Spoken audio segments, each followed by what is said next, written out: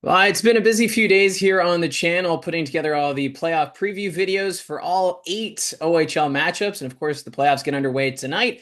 And then I've also been busy with my full-time radio job and then with the kids in the evening. I haven't had a chance to put together a news video this week. So here it is in all its glory. So let's dive right into it. As the big news last night was that the Peterborough Petes will select first overall in the 2025 OHL Priority Selection. The OHL did its draft lottery last night, where the 4 teams that did not make the postseason were put into a draw, and it was weighted based on standing. So the Peterborough Petes, they did have the best odds of winning, and they would, in fact, get their name pulled with this lottery system. They did a randomizer with numbers online, and it was overlooked by a lawyer, so it was all done official. So the Peterborough Petes, for the first time actually in franchise history, they hold the first overall pick, which I think is kind of remarkable considering the Petes, the oldest continuously running franchise in the Ontario Hockey League, has never selected first overall before. So it's a milestone moment for this organization. And right now, there's no real clear cut first overall pick at this point. I have been trying to do a little bit more digging recently as we prepare for the draft, but expect to have an interview in the coming weeks ahead of time by someone who's a little more involved when it comes to the OHL Cup and following these young athletes a little more than what I've been doing because, of course, I cover the Barrie Colts, so more so focused on the Ontario Hockey League action. But we will be doing a video just to prepare ourselves for the draft, which is set to take place on April 11th. So that'll be the first of 3 rounds will take place on the Friday night, and then the remaining rounds will take place on Saturday, April 12th. And what's interesting too, the first round will consist of 23 picks. Yes, there's only 20 teams, but because first round selections last year were traded away, this gave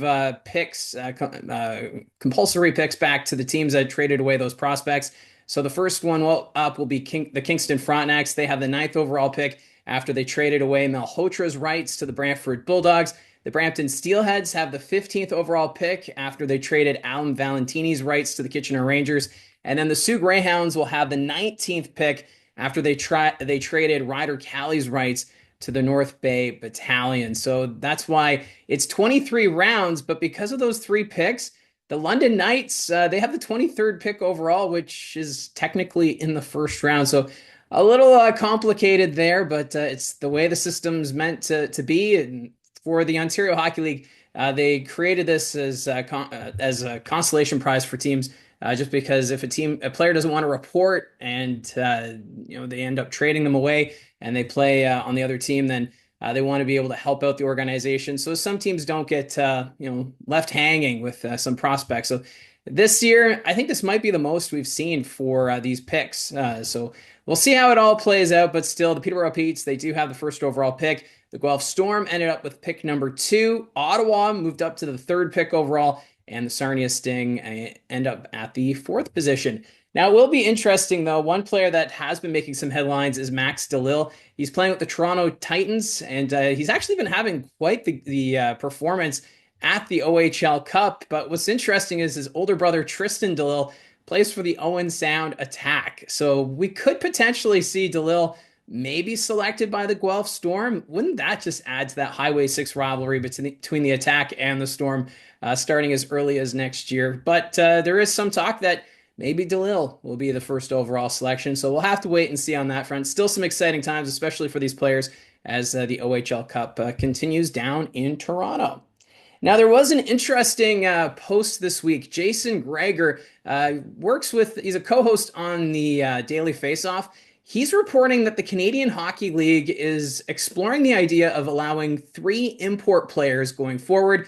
We'll have to wait and see how this works out because right now in the Canadian Hockey League, teams are only allowed 2 imports per season. They can hold on to a player's rights after they've been drafted, but they can only have 2 on their roster at a time. So I know with the OHL, it's right now going through a transition following the NCAA vote last year. There's still a lot of questions with the NHL CBA and what that's all going to mean for 19-year-olds. Could they end up playing in the American Hockey League? So there's a lot of change happening all at once, it seems, in the Canadian Hockey League. And just add this as another option. So 3 imports may soon be allowed on OHL teams. You'll have to let me know in the comments below your thoughts on that. I know there's some who feel that maybe we should allow more overagers on teams, but that has not yet been discussed, only hearing about imports at this time. It was also recently announced that the WHL is expanding by 2 teams. The Penticton Vees play in the BCHL, but the Western Hockey League has announced that they have a deal in place to have the Vees join the WHL starting next season, and they're looking to add an expansion team in Chilliwack. And it's kind of interesting how this news came about, because about 2 weeks ago, Elliot Friedman reported that with the NHL and the CBA discussions taking place, they wanted the CHL to hold off on any expansion plans, but the WHL deciding to move forward. I kind of wonder, because this involves the BCHL and not the USHL, like what's going on with the Ontario Hockey League. They decided to move forward with this plan.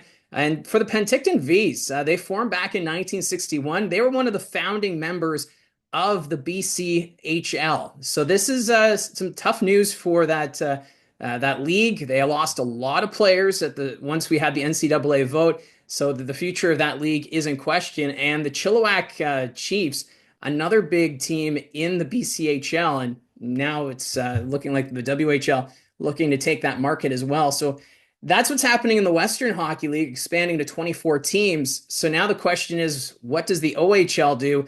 Obviously, there's lawyers right now involved with the Muskegon Lumberjacks and the Youngstown Phantoms who express interest in joining the Ontario Hockey League, and then the NHL saying, no, we want to pause those talks, slow down, because they want to figure out the CBA agreements.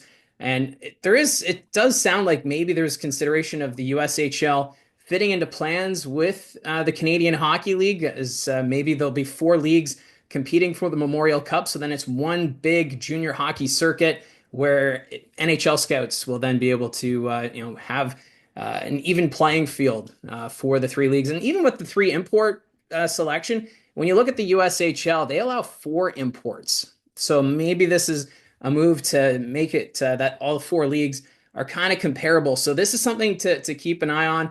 We know that Muskegon and Youngstown are going to play in the USHL next year. I would assume that during next season, we'll start to hear a few more discussions about the future of those 2 organizations and whether or not they do join the Ontario Hockey League in the future. There's still rumblings about Niagara Falls, New York, Cornwall, Ontario, Burlington, Ontario as potential sites for a future team, but we'll have to wait and see where it all falls into place from here. Some other news items that I want to touch on here. A couple of big signings. Sarnia Sting's defenseman Lukas Fischer has signed his 3-year NHL entry-level contract with the St. Louis Blues. So big congratulations to Fischer.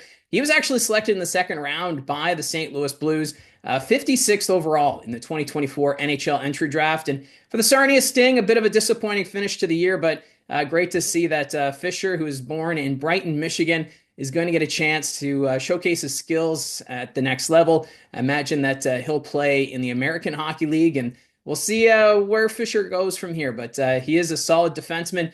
15 goals, 22 assists, 81 penalty minutes in 51 games last season. He definitely left his mark with the Sarnia Sting last season, and big congratulations to him. And going down the 402, another big signing is Jered Wolley of the London Knights, signing with the Los Angeles Kings. So he has agreed to his entry-level contract with them in this season. 9 goals, 19 assists, 28 points in 68 games for Wolley. He was selected by the LA Kings in the 2024 draft in the 6th round, 164th overall. So Wolley has put in the work, and he's been rewarded. So big congratulations to Jered Wolley. Now, a big milestone was reached at the end of the regular season.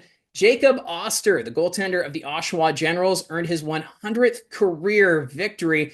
And with that, he's now 3rd overall in wins for Oshawa Generals team history. And he's only the 6th OHL goaltender to win 100 games. When you look at the stats for Jacob Oster, he's tied with Adam Dennis, who also had 100 wins in his career.